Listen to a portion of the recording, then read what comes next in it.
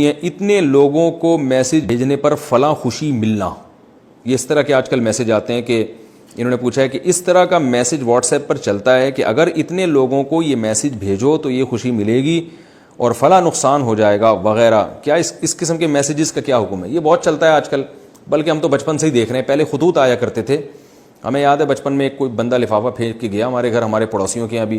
اس لفافے میں لکھا ہوا تھا کہ کچھ حدیثیں لکھی ہوئی تھیں اور کچھ باتیں لکھی ہوئی تھی، اور لکھا ہوا تھا کہ یہ آپ 20 گھروں میں جو ہے نا چھپوا کے یہ آپ لفافہ تقسیم کر دیں. اگر آپ نے کر دیا تو آپ کو یہ خوشی ملے گی، اور اگر آپ نے نہیں کیا تو یہ غم ملے گا آپ کو. اور پھر نیچے 2-4 واقعات لکھے ہوتے ہیں، فلاں نے چھپوا کے تقسیم کیا تھا تو اس کو اتنے پیسے مل گئے، اور فلاں نے اس کو مذاق سمجھا تو اس کا بیڑا غرق ہو گیا.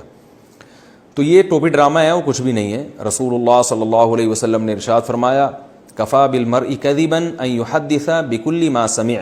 انسان کے جھوٹا ہونے کے لیے اتنا کافی ہے کہ ہر سنی سنائی بات کو وہ آگے کر دے. تو یہ بالکل غلط ہے. اس قسم کے میسج آئیں تو فوراً ڈیلیٹ کر دیں.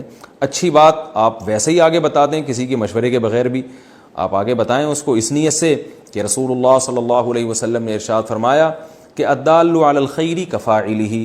جو لوگوں کو نیکی کی ترغیب دیتا ہے وہ ایسے ہے جیسے نیکی خود کر رہا ہو وہ. تو آپ کے ترغیب دینے سے جو بھی نیکی کرے گا آپ کو بھی ثواب ملے گا. تو اس نیت سے اچھے میسیجز آگے آپ فارورڈ کریں. یہ جو اس طرح کے میسج آتے ہیں، یوں کر دو گے تو اتنے یہ کچھ ہو جائے گا، نہیں کرو گے تو یہ نقصان ہو جائے گا، تو یہ انسان کے وہمی ہونے کی دلیل ہے. اگر آپ اس بیس پہ آگے وہ فارورڈ کرتے ہیں تو یہ آپ کے وہمی ہونے کی دلیل ہے کہ آپ پاگل ہیں معذرت کے ساتھ. تو فوراً اس کو ڈیلیٹ کر دیا کریں، کیونکہ اپنے دماغ کا علاج کرنا اور اپنے آپ کو وہمی ہونے سے بچانا یہ زیادہ ضروری ہے بنسبت دوسروں کو تبلیغ کرنے کے.